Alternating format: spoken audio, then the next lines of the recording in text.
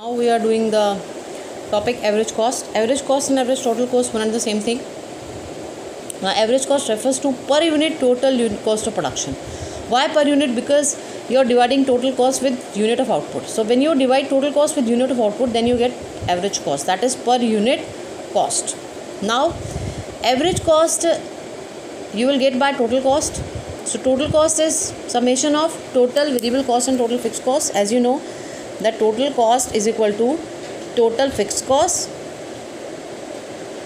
and then total variable cost. It is equal to total variable cost. When you will write down the formula in the exam, then you have to complete formula like total cost, total fixed cost. Fine, don't use abbreviation over there. So if average cost comes out of total cost, because total cost divided by unit of output, average fixed cost comes out of total fixed cost, as we have discussed. So average fixed cost comes out of total fixed cost and average variable cost comes out of total variable cost, because for average fixed cost, total fixed cost divided by unit of output and total variable cost divided by unit of output. So here you will get average fixed cost plus average variable cost. So average cost is equal to average fixed cost plus average variable cost. Now this is a unit of output, this is the average fixed cost and this is the average variable cost. Definitely there only the number has been put up in this table, but you are to calculate this particular average fixed cost and average variable cost. And here average cost is a summation of average fixed cost and average variable cost. You can get the average cost by adding up these two, or you can get the average cost by total cost by dividing total cost with unit of output. In both the ways you will get your average cost. Fine. Now for calculating average cost by dividing total cost with unit of output, this is the total cost 12, 18, 22, 27. Now total cost is 12, 18, 22, 27, 36, 47, and that is to be divided by unit of output 0, 1, 2, 3, 4, 5, and here you will get the average cost. Like 12 divided by 0 you will get infinity, then 18 divided by 1. Likewise you will get the average cost 18, 11, 9, 9, 9.5, 9.4. Here you will see that first of all average cost is falling and then it starts to increase, like 9 and then 9.4. It is falling from 18, 11, 9, 9 and then it will start to rise 9.4, and the next step will be more. So average cost is also U-shaped. First it is falling, then it starts to rise. Right? So you will get the calculate the average cost in this way, and by adding up average variable and average fixed cost. Likewise you have done in the 6.9 page. So I suggest you not to use this particular.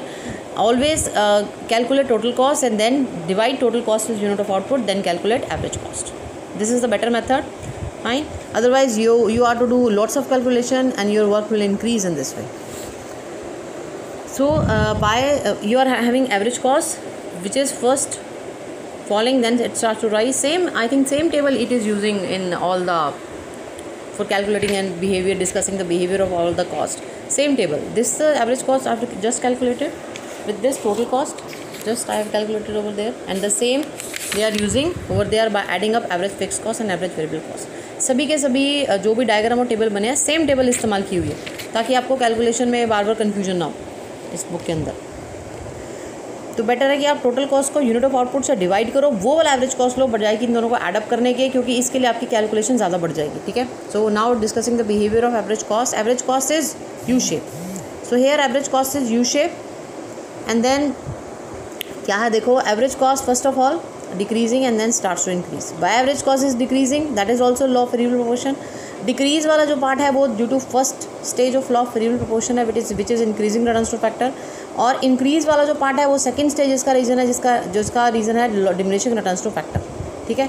ये दोनों stages के reason है, पहले decreasing और फिर increasing. Now you can write that up to fourth unit of output average cost is still falling, and that at fifth unit of output average cost starts to rise. ठीक है. ये यहाँ से देखो राइज होना शुरू हो गया, फॉलिंग हो रही है, यहाँ तक फॉल हो रही है. यहाँ से at fourth unit of output, after fourth unit of output it starts to rise. ये तो दिखा नहीं दे रहा, 4.1 4.2 तो नज़र नहीं आ रहा, तो 4 के बाद ये स्टार्ट होगी राइज होना. तो that is average cost, that is also U shape. Fine. और अगर आप बात करते हो average fix and average variable cost की, इन दोनों को जो प्लस करके आपने एवरेज कॉस्ट निकाला है, देखो average fix cost is continuously falling. एक बात तो है, ये तो आपने पढ़ लिया कि रेक्टेंगुलर हाइपरबोला है. Average variable cost is having the same thing, that will also first of all fall and then starts to rise. Average variable cost का भी ऐसे ही जाएगा, पहले ये फॉल होएगी और फिर उसके बाद ये राइज होगी। एवरेज कॉस्ट आपने देख ली, ये बिहेवियर देख दिया इसका यू शेप। आप एवरेज वेरिएबल कॉस्ट देख लो, देखो ये एवरेज वेरिएबल कॉस्ट है which comes out of total variable cost dividing total variable cost with unit of output, that is also U shape. ये देखो ये भी पहले क्या हो रही है, फॉल हो रही है फिर राइज हो रही है। टेबल से अगर डायग्राम बनाओगे तो you will learn H and everything. अगर आप डायरेक्टली बनाने की कोशिश करोगे तो नहीं बना पाओगे, ठीक है। आप डायरेक्टली भी बना सकते हो, आप बिना नंबर के एक्स एंड वाई एक्सेस लेके सिर्फ एक, जैसे मैंने तुम्हारे लिए छोटा सा बना देती हूँ एवरेज वेरिएबल कॉस्ट। लाइकवाइज ये average variable cost, this is average variable cost, that's it. ये आपका एवरेज वेरिएबल कॉस्ट हो जाएगा, ठीक है। एक्स एक्सेस पे क्या दिखाओगे, आउटपुट, और वाई एक्सेस पे कॉस्ट। तो आप इस तरह से बिना नंबर लिए भी बना सकते हो, बट पहले आप नंबर से बनाओगे, टेबल से बनाओगे प्रॉपर, तभी आपको लर्न रहेगा, नहीं तो आपको भूल जाएगा। Then average cost. So while discussing the average cost, what is happening? Average cost is falling and falling very deeply. बड़ी तेज़ी से गिरती जा रही है, देख रहे हो। Why? Because average fixed cost is falling very deeply and very consistently. बड़ी तेज़ी से ये गिरती जा रही है एवरेज फिक्स कॉस्ट। 12 के बाद 6, 4, फिर 3, देखो 4th यूनिट पर ये 12 से 3 पे आ गई। तो इसीलिए एवरेज कॉस्ट भी starts to fall very sharply due to average falling in average fix cost. But average variable cost ऐसे नहीं डिक्रीज़ होती, ये 1 रुपये के गैप से डिक्रीज़ होएगी या 2 यूनिट के गैप से। बट एवरेज फिक्स कॉस्ट बड़ी शार्पली डिक्रीज़ होएगी, जिसकी वजह से एवरेज कॉस्ट भी बड़ी शार्पली डिक्रीज़ होती है, because average cost is the summation of these two. And after that at one point of time average fixed cost is so continuously falling, but why average cost starts to rise? Because average variable cost start to rising with more amount. देखो ये 7 है, ये 2.40 है, ये भले ही decrease हो रही है। सो अगर average cost is not only depend upon average fix cost, average cost is also the summation of average fix cost and average variable cost. So if average fix cost is falling but average variable cost starts to increase with very larger amount, then it means that average cost is also start to rise after a certain level of output. That is average cost is first initially falling and then start to rise. ये उसके बाद rise होना शुरू हो जाती है, ठीक है। and from second to third unit average fixed cost continuously to fall definitely, but average cost is also falling and at minimum reaching the minimum point का मतलब यहाँ इस पॉइंट पे जहाँ पर ये सबसे मिनिमम है, मिनिमम ये यहाँ मानोगे। अगर दोनों पॉइंट पे 9 आ रहा है, 4th पे भी और सॉरी ये 3rd पे भी और 4th पे भी, तो आप 4th पॉइंट को मिनिमम मानोगे, 3rd को नहीं। तो 4th point is the minimum point and after that average cost starts to rise. Why? Because average variable cost starts to rising here with more amount, but average fix cost still falling with the very minimum amount. तो इसीलिए average cost starts to rise हो जाती है। तो ये 3 phases में इसने आपको बताया हुआ है, which is very good explanation.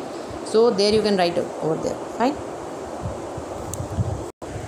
Now the next topic is the relation between total cost and marginal cost. देखो, if you will make the total cost it will like this. आपसे बात हो चुकी है कि total cost जो है intercept of y axis से start होगी। Why total cost is starting from the intercept of y axis? Because of the presence of total fixed cost at zero level of output. Total variable cost zero level of output पे zero रहती है, लेकिन total fix cost कुछ ना कुछ amount रहती है। And total cost is equal to total fix cost plus total variable cost. So total cost will start from the intercept of y axis and then initially it is rising continuously and initially it is increasing at which rate? It is increasing at diminishing rate, then it is increasing at increasing rate. इसीलिए थोड़ा सा ऊपर से है क्योंकि diminishing rate से बढ़ रही है, यहाँ नीचे से है क्योंकि इंक्रीजिंग रेट से बढ़ रही है। ये शेप है इसकी, इसको फॉलो करोगे।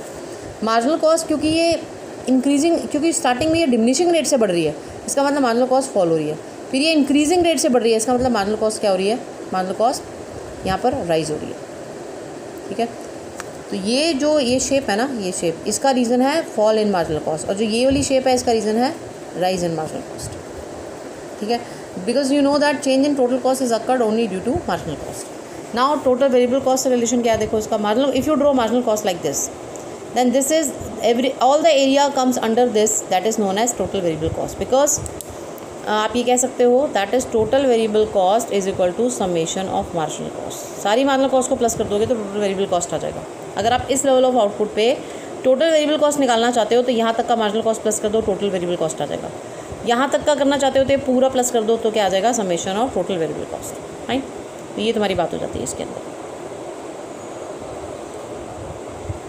यहाँ पर डेफिनेशन लिखोगे, फॉर्मूलेस लिखोगे एक्सप्लेनेशन में। ये डायग्राम जो है इसको एक्सप्लेन लिखोगे कि एट, यहाँ पर इसका नाम रख देना, at O1 up to L1 level of output what is happening, total cost is increasing at diminishing rate and marginal cost is falling at E point, and after that total cost is increasing at increasing rate and marginal cost is rising. और यहाँ पर आप क्या करोगे, यहाँ पर आप बात करोगे marginal cost is falling up to this point and then marginal cost starts to rise and area under marginal cost is known as total variable cost. यहाँ ये फॉर्मूला ज़रूर मेंशन करोगे.